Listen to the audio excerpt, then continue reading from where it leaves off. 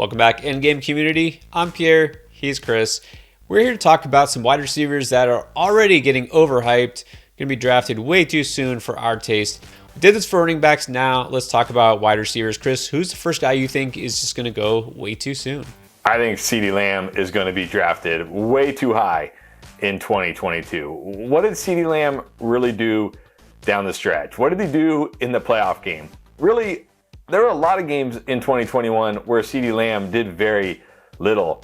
He's a very good wide receiver who I feel like people view as an elite alpha wide receiver, but he's not, because he can get completely erased by good secondaries and good DBs. And there's a big problem for CeeDee Lamb next year, and that's the fact that Michael Gallup is either going to leave in free agency or he's going to re-sign and probably miss a good portion of the year coming off that ACL injury.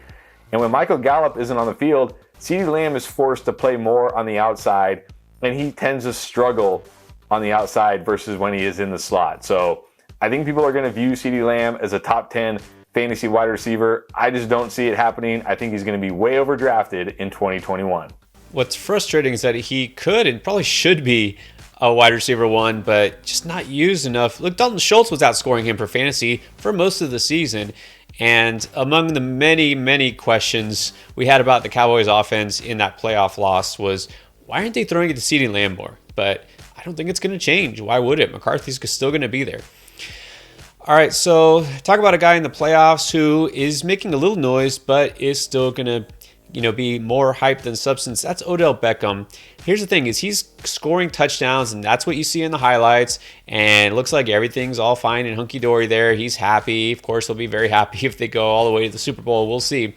What has he done fantasy-wise? Well, I'll tell you, he did score 6 touchdowns in half a season with the Rams, but from the time he went to LA, he averaged 38 yards per game. Okay, he had a couple games where he did literally nothing, and he's not going to be targeted nearly as much as he could or should be, because guess what? It's still the Cooper Kupp show. Odell Beckham, yeah, he'll make some noise here and there, have a big play. He will score touchdowns, but in a PPR league, the floor is just not there, and I think people are going to get too excited because we remember when he was a stud receiver in New York. It's not the same situation. So even if he's doing great, for himself in real life, fantasy wise, I just don't think you can buy him as anything more than kind of a low end wide receiver 3. All right, Chris, let's keep going. Who's a wide receiver you think still overhyped? I mean, Amon-Ra St. Brown literally won people their fantasy championships, but I think he's going to be overhyped and overdrafted in 2022. I mean, you look at down the stretch, everything pretty much broke right for Amon-Ra St. Brown. You also got to think the Lions are at worst going to sign a veteran type wide receiver if they don't draft a wide receiver as well. They have to improve this wide receiver room. And there's no promise that it's going to be Jared Goff, who loves to throw short check down routes next year at quarterback either. There's just a lot of things here to be worried about when it comes to Amon-Ra St. Brown. It just felt like it was a perfect storm of everything for him down the stretch, and I don't see that happening again in 2022. When one of the primary targets is gone, that helps. And you know what? I love the Sun God as much as anybody else, but absolutely right. He's not going to get force-fed targets like he was at the end of last season. So in a similar situation, got a small slot guy who benefited quite a bit from the start tight end being gone. That's Hunter Renfrow. And everybody just fell in love with Hunter Renfrow down the season. He had those 3 monster games, right? Went over 100 yards from week 12 through 14. Even though, he did also score some touchdowns a little bit before and after, he wasn't a stud receiver for most of the season. Okay, we fell in love with him because of that 3-game stretch, and it came late in the season, but he kind of fell flat during the fantasy playoffs. Okay, so let's talk about before week 12, before that explosion, that little outburst that, oh, by the way, happened to coincide with when Darren Waller started to miss games and was hurt. 5.6 receptions, 52.3 yards a game. And then he had that 3-week amazing stretch. And then after that, what happened? 4.3 receptions a game, 42 yards per game. Zay Jones was the better receiver for fantasy. And Zay Jones in the playoffs still was the top receiver. And now Darren Waller is going to come back next year. Hunter Renfrow is not going to do what he did during that stretch again. He's going to be way overvalued. I see people already fall in love with him, saying he's kind of a set and forget starter at wide receiver. He's not.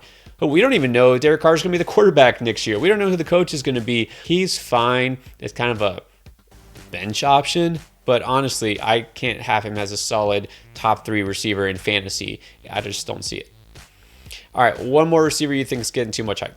I mentioned this guy a lot, but I have to mention him again, and it's DJ Moore.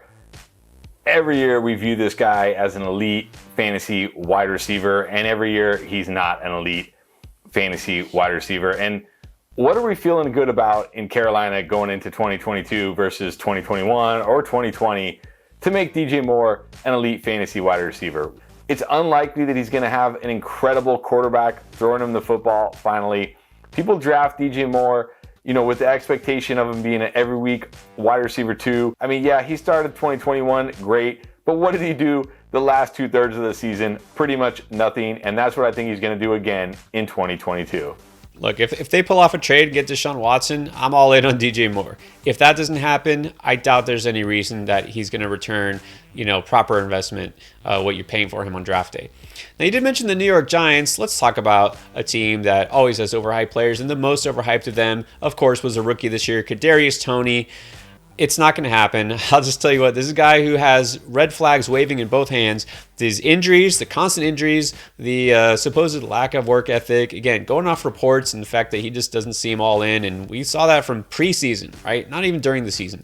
Daniel Jones is still the quarterback. I mean, what is any receiver's ceiling, honestly, in this offense with Daniel Jones at the quarterback? Sterling Shepard should be back. He's the guy who's probably going to be the number 1 target there. Kenny Golladay, will he stay healthy? Who knows? But if so, he's there. He's supposed to be the number 1 receiver. I just don't see a path for Toney to really break out. Toney is going to be way overhyped because he had that one monster game, because he had some highlights in college. But let's look at the reality. He's not going to get enough volume. He's not going to be a good enough team. He doesn't have the quarterback to support him. It's just there's not a path for him to be anything more than a guy who will flash once every few weeks and then let you down. All right, so those are the receivers we think are the most overvalued heading into 2022.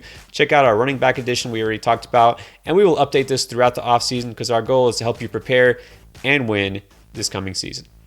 All right, thanks for watching.